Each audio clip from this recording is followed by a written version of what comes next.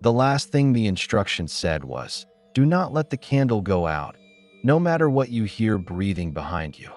I should have listened. Nightbound Bloodline presents 5 Reddit's creepiest ritual stories, an anthology of first-person accounts, stories found in the deepest corners of the internet, where the curious, the desperate, and the foolhardy reach into the dark, and something in the dark reaches back. We live in a world of maps with no blank spaces. We think every mystery can be solved with a search engine, but there are older laws, deeper currents. Rituals are a language spoken to these unseen forces, a primer on a page, a sequence of steps whispered from user to user, a recipe. But what happens when you follow the recipe exactly and it works? The accounts you are about to hear were shared by individuals who did just that. They sought proof, a thrill, or an answer to a desperate prayer. They performed rituals they found online, and every single one of them insists, with a chilling conviction, that what followed was real. These are their testimonies. Our first story comes from a user known only as u/candlewatch. It was posted in a forum dedicated to experimental spirituality. They called it The Three Kings. Story 1. The Three Kings. Hey, so I'm Alex. I'm 24. I work in IT, server maintenance, mostly. I'm about as spiritual as a brick. Or I was. I found the ritual on one of those creepypasta subreddits, but it was posted in this serious, almost clinical way. No spooky fonts. No, this is true crap. Just instructions. It was called The Three Kings. The premise was stupidly simple. You set up 2 mirrors facing each other, with a chair between them. You sit in the chair at exactly 3:33 a.m. with a single candle. You are the fool. The mirror in front of you shows the queen. The mirror behind you shows the king. And the space between the mirrors, that's for the third, the prince. You're supposed to ask a question. I figured it was atmospheric autosuggestion, a way to freak yourself out. I was bored. I was skeptical. I thought it would be a fun story to tell. My apartment is small. I used the full-length mirror on my closet door and propped up another one from the bathroom on a desk chair. The alignment had to be perfect. No gaps. I remember the silence that night was thick, like the city's sounds had been dialed down. At 3:30 a.m., I lit the candle, a plain, white emergency one, and sat down. The clock ticked over to 3:33. My reflection in front of me looked pale. Behind me, the other mirror showed the back of my head, and the endless tunnel of reflections stretching into a greenish, warped infinity. It was just me, a flame, and 1,000 copies of myself getting smaller and darker. I said my question out loud. It was something dumb, like, what's my purpose? At first, nothing. Just the candle flicker making my shadows dance. Then, the temperature dropped. Not a draft, but a solid, sinking cold that started at my feet and climbed. My breath plumed in the air. The candle flame didn't dance anymore. It burned straight up, a rigid, blue-tipped spike. That's when I felt the pressure. Not a sound, but a presence. A density in the air behind me. In that space between the mirrors. I was staring at my own face in the front mirror, but my peripheral vision was screaming. Something was standing just outside the frame of the mirror behind me. I could feel it looking at the back of my neck. I couldn't turn. The rules said you can't break the line of sight, can't turn around. So I was trapped, staring forward. And then, in the front mirror, my reflection changed. It wasn't sudden. It was subtle. The face was still mine, but the expression vacant. Serene in a way I've never been. That was the queen, they said. A version of you that achieved everything. But it was the eyes. They were looking past me, at the thing behind me, with a kind of cold recognition.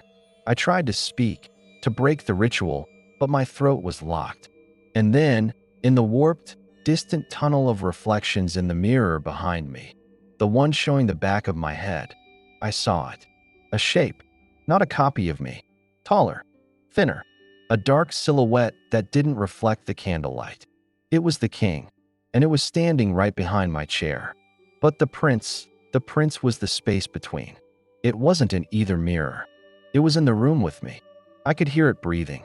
A slow, wet, rattling inhale and exhale right over my shoulder. The air smelled like ozone and wet soil.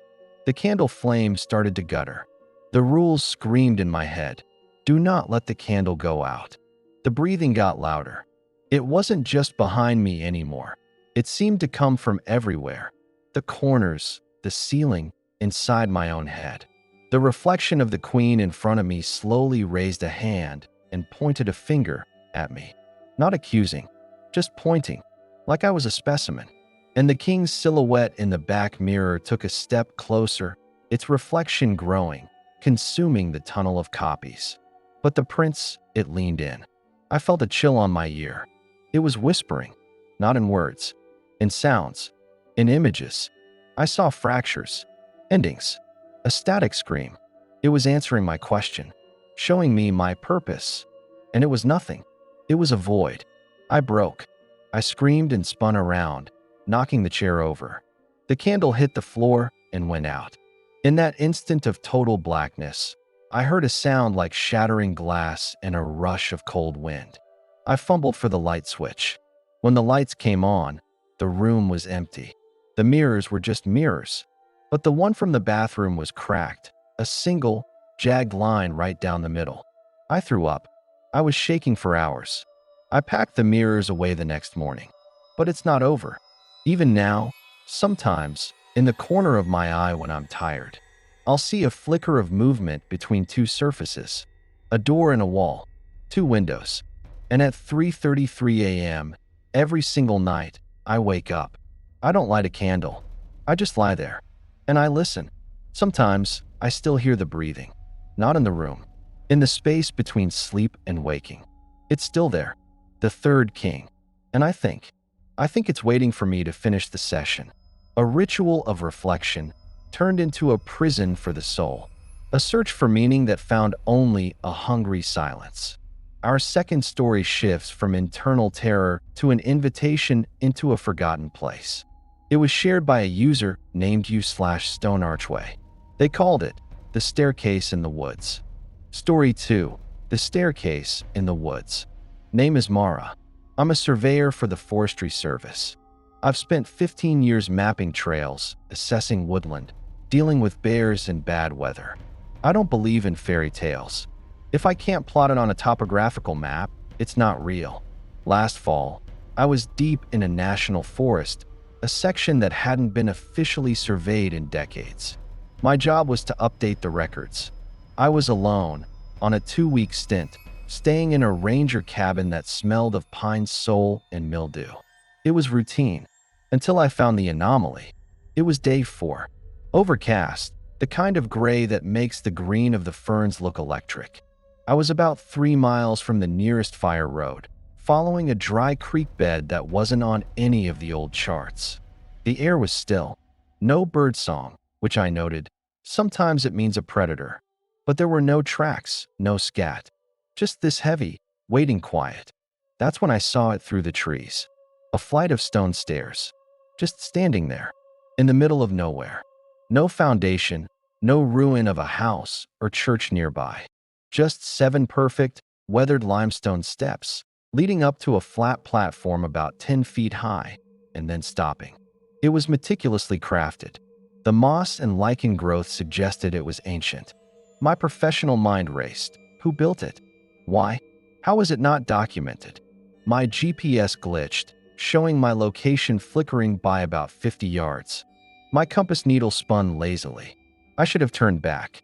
But curiosity is a professional hazard. I took pictures, measurements. The stone was cold, even though the day was mild. As I worked, the silence deepened. Not just an absence of sound, but a suppression. My own movements, the rustle of my coat, the crunch of my boots seemed muffled. I started to feel watched, but not from the surrounding woods. It felt like the gaze was coming from above, from the top of the stairs. There was nothing there, just the empty stone platform against the gray sky. I packed my gear, deciding to mark it and report it. As I turned to leave, I heard it. A single, clear footstep from the top of the stairs. The sound of a heel on stone. I froze. I told myself it was an animal, a falling branch. Then I heard another. And another. Not coming down the stairs. Just pacing. Back and forth on that impossible platform. A slow, measured, patient tread. I looked up. The platform was still empty. But with each pacing step, I saw a distortion. Like heat haze off asphalt, but cold. A shimmer in the shape of a tall, thin figure. It had no details, just a ripple in reality, pacing the edge. And with each pass, it would stop at the top of the stairs, and that sense of being watched would intensify into a physical pressure. I couldn't move. The ritual, though I didn't know it was one at the time, was simple. Finding it was the first step. Looking at it was the second. Hearing it was the third. I had completed them all without knowing. Then, the pacing stopped. The shimmering figure stood at the head of the stairs. And I heard a voice. It wasn't in my ears. It was in my mind, dry as dead leaves and stone dust. It spoke a single sentence. The way is open. Ascend. It wasn't a request. It was an imperative, woven into the fabric of the place itself. My legs trembled with a compulsion that wasn't my own. A primal part of my brain was screaming to run, but my muscles were tuning to a different frequency, a slow, compelled lurch toward the first step. The air grew colder with each involuntary movement I made toward it. The shimmering figure remained still, a sentinel. I fought it, teeth gritted, sweating despite the cold. I managed to turn my head, to break the visual line with the top of the stairs. That's when I saw them in the woods. Figures, dozens of them, standing between the trees. Silhouettes, motionless, featureless. They weren't looking at me. They were all facing the staircase, as if waiting for a turn, or bearing witness to mine. The message was clear. I had stumbled upon a junction, a focal point, and the thing on the platform was the gatekeeper. My foot hovered over the first step. What saved me was my equipment. The surveyor's prism on my belt, catching a sliver of the dull light, flashed a reflected beam across my eyes. The sudden glare broke the spell. I stumbled backwards, fell into the creek bed. The moment my connection to the stairs was physically broken, the sound returned. The wind, a distant bird. The silhouettes in the woods were gone. The platform was empty, no shimmer. I ran. I didn't stop until I hit the fire road. I never filed the report. What would I say? I violated my own protocol and left the marker off the map. Some things shouldn't be found. I still work in forestry, but I refuse certain remote assignments. And sometimes, when I'm in deep woods and the light goes flat, I'll catch a glimpse of something straight-edged and unnatural out of the corner of my eye. I never look. I just turn and walk the other way. Because I know if I ever see a staircase again, I might not be able to stop myself from climbing it. A structure with no purpose but to call. A path that leads only to a precipice. Some doors, once seen, can never be fully closed. Our third story comes from a different kind of loneliness. A user named u/Staticus shared this in a forum for long-haul truckers and night shift workers. They called it the Midnight Radio. Story 3. The Midnight Radio. Name's Leo. I drive a long-haul route across the northern plains. 11 hours of darkness, talk radio, and white lines. You get used to the emptiness. It becomes a friend. I'm a practical man. My world is diesel engines, weather reports, and logbooks. Ghosts don't pay tolls. I heard about the ritual on a trucker's forum. A joke, mostly. They said if you're alone on a desolate stretch between 1 a.m. and 3 a.m., you tune your AM radio to a frequency that doesn't exist, somewhere between stations, deep in the static. You put out a question, and sometimes the static answers. I laughed, but loneliness on those roads is a physical weight. One night, on I-90 in the middle of South Dakota, with not a single taillight in sight for an hour, the weight felt heavier than usual. I did it as a lark, to prove it was nothing. It was 1:17 a.m. The world was a black bowl, my headlights carving out a tiny tunnel of reality. The cab was warm, filled with the hum of the engine and the hiss of empty airwaves. I spun the dial slowly, past preaching and country music into the dead zone. The static was a white roar, like a distant waterfall. I felt stupid. I spoke to the noise, my voice too loud in the cab. All right then. If anyone's out there, what's waiting for me at the end of this run? Just silence and hiss. I want to turn it off. Then the static changed. It didn't lessen. It organized. The random noise began to pulse, to have a rhythm. A slow, mechanical thump thump thump, like a heartbeat made of broken glass. My scalp prickled. I took my hand off the dial. The pulsing static started to fade under another sound. A voice, but not from a speaker. It sounded distant, submerged, like someone shouting into a tin can at the bottom of a well. I couldn't make out words, just tone. It was desperate, pleading. Then it would cut back to that rhythmic thumping. I leaned closer, my ear almost to the grill. The cab felt airless. The temperature dropped so fast my breath fogged the windshield. That's when I saw the flicker in my side mirror. A pair of headlights, far behind me. No, not headlights. Too dim, too close together. Like 2 points of amber light. They'd appear for a second in the mirror, then vanish when I looked directly at them. The radio voice cleared. Just for a second. A man's voice, choked with terror, crystal clear. Don't stop. Don't look back. It follows the signal. Then it was swallowed by a shriek of feedback. The amber lights in my mirror were closer. Now I could see them when I looked. They were keeping pace. My truck was doing 68. Nothing keeps that pace without effort. I punched the accelerator. The engine groaned. The needle climbed to 75, 80. The lights held position. Perfectly. My radio, still screaming that patterned static, suddenly went dead silent. In that vacuum of sound, a new transmission cut in. It was my own voice, recorded from minutes earlier, but distorted, slow, and dripping with dread. What's waiting for me at the end of this run? And then a new voice answered. It was dry, rasping, a parody of a human voice synthesized through miles of empty wire. It said, I am. I slammed my hand on the radio, powering it off. The silence was worse. The amber lights surged forward. They were in my blind spot now. I didn't want to see what was between them. The ritual's rule screamed in my head. You open the channel. You have to close it. But how? The forum post said you had to find a clean signal, music or news, to drown it out. My fingers fumbled on the dial. Every station was buried under that same, pulsing static. The thing was jamming the airwaves. The lights pulled alongside me. I didn't turn my head. I kept my eyes forward, but in the periphery of my left side window, I saw a shape. A darkness blacker than the night, blotting out the stars. It had no clear form, just a sense of immense, silent mass, rolling alongside my cab, keeping pace.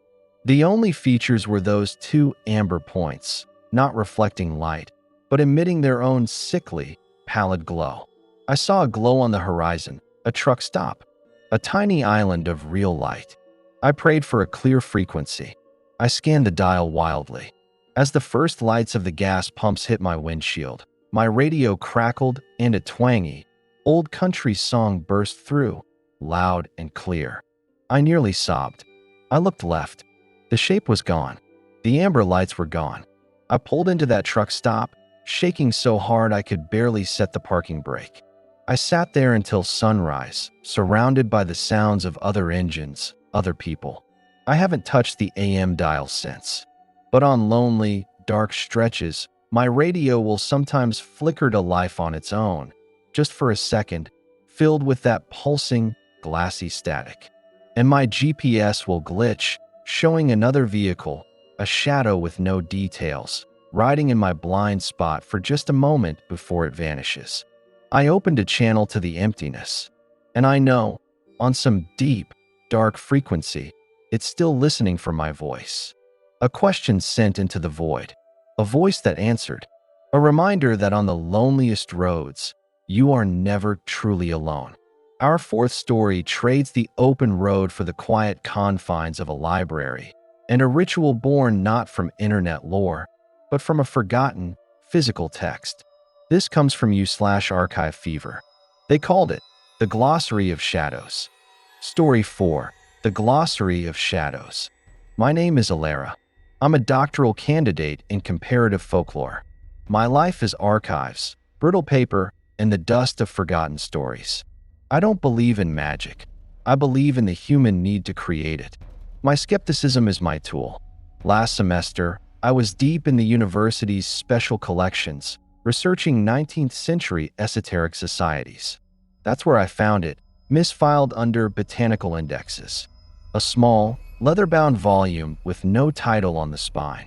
Inside, the frontispiece read, "A Glossary of Shadows for the Naming of Unthings." It wasn't a spell book. It was a dictionary. But instead of defining words, it claimed to define shades, echoes, and voids, the names for things that lack substance but possess influence. It was written in a cold, academic prose. The final entry was a ritual titled Invocation of the Unnamed. It stated that by speaking 3 of the defined shadow names in sequence, followed by a question, one could compel a presence from the glossary to manifest and answer. It was the most beautifully crafted piece of fictional metaphysics I'd ever seen. I decided to test it, not to believe, but to understand the author's mind. A thought experiment. I did it in my campus studio apartment. The ritual required specificity, a confined space, after midnight, a single light source. I used my desk lamp. The book lay open to the chosen entries. I had selected 3 shadow names from the glossary. Car, defined as the shadow cast by a forgotten fear.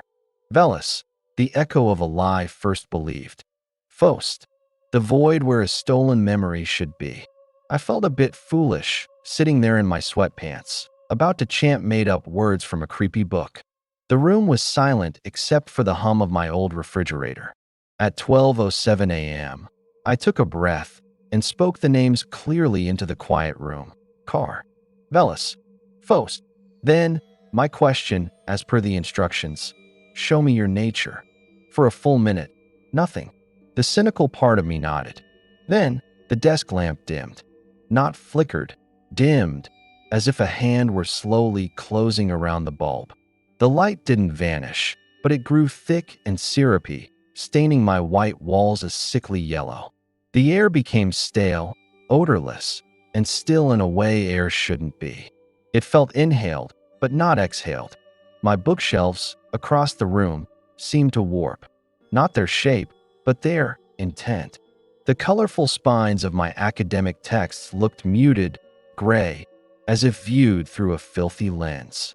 And the shadows in the corners of the room didn't deepen. They solidified. They became textured, like matte black velvet, absorbing the feeble light completely. My breath hitched.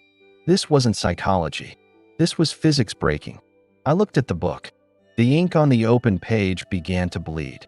Not run, but bleed upwards, tiny tendrils of black creeping from the letters against gravity, forming a hazy, shifting stain above the parchment. The stain had no defined shape, but it held a concept. It was the embodiment of the names I'd spoken. It was not a creature. It was an absence given a localized intelligence, a walking definition, and it was learning the room. I saw it in the way the solidified shadows pulsed slightly, in time with my rabbit-quick heartbeat.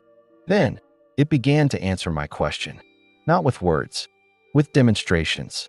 The memory of my childhood fear of the basement drains surfaced in my mind, unbidden, visceral, and sharp. Car. I heard my own voice from years ago, insisting I was fine after a painful breakup, the hollow echo of that lie ringing in my ears. Velis. And a gap opened in my memory. The face of my second-grade teacher, completely wiped, leaving only a blank, buzzing silhouette where her features should be. Faust. It was showing me its nature by rifling through my own mind, making itself real with the clay of my experiences. The stain above the book began to move. It flowed across the desk like spilled oil, but against the slope. It touched a pen, and the plastic seemed to frost over with a layer of fine, gray dust. It was defining the objects it touched, reducing them to their forgotten, empty aspects. It was coming towards me. The ritual said nothing about how to end it. The book only provided the invocation. Panic, pure and academic, locked me in place. The thing, the unnamed, reached the edge of the desk. The moment it dripped onto the floor, the very texture of the hardwood changed. It didn't rot or crack. It just looked unused, as if the memory of ever walking on it had been erased. It was defining the space around me as a place where nothing happened and nothing ever would. A void. My own past started to feel thin, borrowed. I was being edited out of my own life. My eyes fell on the book, the source, the glossary. In a moment of desperate, scholarly reflex, I didn't scream or pray. I spoke, but not a plea, a definition. I shouted the first academic term that came to mind, from a different field entirely. Catachresis, the misuse of a word, a rhetorical error. The flowing stain hesitated. It was a thing of precise, dark definitions. I had introduced a paradox, a flaw in the language of its existence. Anomaly, I yelled. Simulacrum. Each word was a rock thrown into a black pond. The stain recoiled, shimmering with discord. It began to recede, flowing back into the book. As it did, the pages containing the 3 names I'd spoken blackened and crumbled into ash, as if the words themselves had been consumed. The lamp brightened. The air returned. I slammed the book shut, wrapped it in a plastic bag, and later sealed it in a lead-lined document case in the archives with a false classification. I never finished that thesis. Some knowledge isn't meant to be compiled. I still work with texts, but I feel a new caution. Words have weight, but some words have hunger. And I can no longer look at a deep shadow without wondering if it's just absence or if it's waiting to be named. A scholar who learned that some lexicons are not meant to be read, but contained. That to name a thing can sometimes be to summon it. Our 5th and final story is perhaps the most intimate and the most chilling. It comes from a user who deleted their account shortly after posting. The copy of their story calls them u/last cinder. They called it The Dirt from Your Grave. Story 5. The Dirt from Your Grave. I don't have a name for you. Not a real one. Not anymore. I worked in hospice care. I've seen the edge of life more times than I can count. I was a rational person. Death is a process. It's biological. What comes after is silence. I believed that. I had to. Until I met her. Patient Eleanor. She was different. Not scared. She was waiting. A week before she passed, she took my hand. Her grip was like bird bones. She whispered, "There's a kindness you can do for the lonely ones." A final connection. She told me of a ritual. She called it the last gift. You take a handful of dirt from the grave of someone who died loved, and a handful from the grave of someone who died forgotten. You mix them at a crossroads at midnight. You speak your own name. It's supposed to bridge the gap, to let the loved one soothe the forgotten one. She made it sound like charity, a good deed. She died peacefully. I was haunted by the idea of the forgotten ones. My own family is gone. The thought of being unmourned. It got under my skin. I thought I was performing an act of mercy. For them. For a future version of me. I chose a forgotten grave from a potter's field, a numbered marker. The dirt was cold, clay-heavy. For the loved one, I took soil from the well-tended grave of a local war hero. The contrast was stark. One was rich and dark, the other pale and hard. Midnight found me at a remote county crossroads, the kind with cornfields on all 4 sides. The wind hissed through dry stalks. It felt less like a sacred act and more like a transaction. My hands shook as I poured the 2 soils together onto the worn asphalt at the center of the intersection. They didn't mix. The dark and light dirt swirled against each other, like oil and water. I felt a profound wrongness, a sense of violating a deep, natural law. But I'd come this far. I whispered my name into the wind. The moment the last syllable left my lips, the wind died. Absolute silence fell, a vacuum that pressed against my eardrums.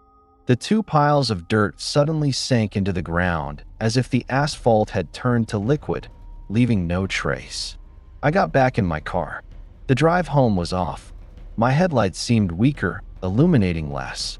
The road behind me in the rear view was pure black, as if the night was swallowing my path whole.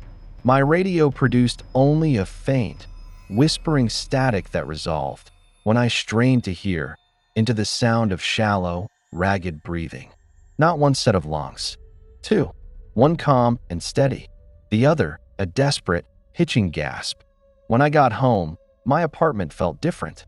Not haunted, inhabited. I'd lived alone for years, and I knew its sounds.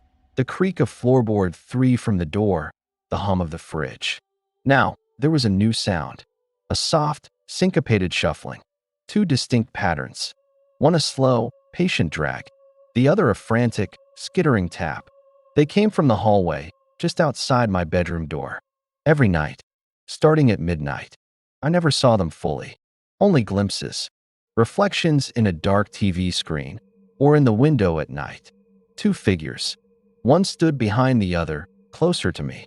It was tall, indistinct, but its posture was gentle, a hand resting on the shoulder of the figure in front. That second figure, it was small, twisted with a perpetual tremor. It was the one who skittered and tapped, and it was always facing me. Its face was a blur of hunger and desperation. The ritual hadn't soothed the forgotten one. It had tethered them. To me, I had given my name. I was the bridge. The loved one was there, yes, but as a warden, not a comfort. Containing the forgotten one's rage and envy, but binding it to my space. My life. I began to lose things. Not objects. Pieces of myself. The memory of my first kiss. The sound of my mother's laugh. They were being eroded, fed upon. The forgotten one was consuming the proof that I had been loved, that I existed in the memories of others. It was making room for itself. It escalated. The shuffling would stop right outside my door. I'd see the shadow of two sets of feet under the doorframe. One standing firm, one twitching. One night, the door handle began to turn. Slowly, the lock held, but then a whisper seeped through the wood. It was two voices layered. The calm, sorrowful tone of the warden, "Be at peace." And under it, the razor-edged, craving hiss of the forgotten one, "Mine now." The air in my room grew perpetually cold and smelled of turned earth and old flowers. I found granules of dirt on my floor, no matter how much I cleaned. The dark and light soil mixed together. My reflection began to look wrong. Tired, faded. Sometimes, for a flash, I'd see another face superimposed over mine. A gaunt, hungry face with wide, empty eyes. I'm writing this from a motel, under a name that isn't mine. I abandoned my apartment, my job, my life. I can still feel the tether, like a cold, thin wire attached to my sternum. I think the ritual can only be broken by my physical death, which would finally deliver me to their side of the bridge. Or by finding someone more lonely, more forgotten than I was, and passing this curse to them. I won't do that. So I run. I am a grave without a marker, walking. I am both the loved and the forgotten, and I am neither. I performed an act of imagined mercy and opened a door to a loneliness so profound it consumes light and memory. They are with me, always, just over my shoulder. The warden and the thing it guards. And every night at midnight, I hear the shuffling. Outside whatever door I'm hiding behind. They've come for their bridge. They've come for what's left of me. 5 rituals. 5 doors opened. From a mirrored chamber to a forgotten crossroads. Each an attempt to touch something beyond the veil. And each a stark reminder. Some doors, once opened, cannot be closed. Some invitations are permanent. The common thread in these accounts is not the monster, the ghost, or the shadow. It is the violation of a boundary. A deliberate, often intellectual, step across a line drawn by instinct, by folklore, by the simple, ancient understanding that some things are best left unknown. If you found yourself holding your breath tonight, drawn into these shadowed corridors, then you belong here with us. Help this channel grow. Like this video, subscribe to Nightbound Bloodline, and hit the notification bell. Your support allows us to venture deeper, to bring more of these unsettling testimonies into the light, so we can all better understand the shape of the dark. We leave you tonight with the lingering echo of shuffling footsteps outside a door, the scent of cold soil and ozone, and the silent, patient shape at the top of a stone staircase. This has been Nightbound Bloodline. Thank you for listening. Until next time, sleep with one eye open.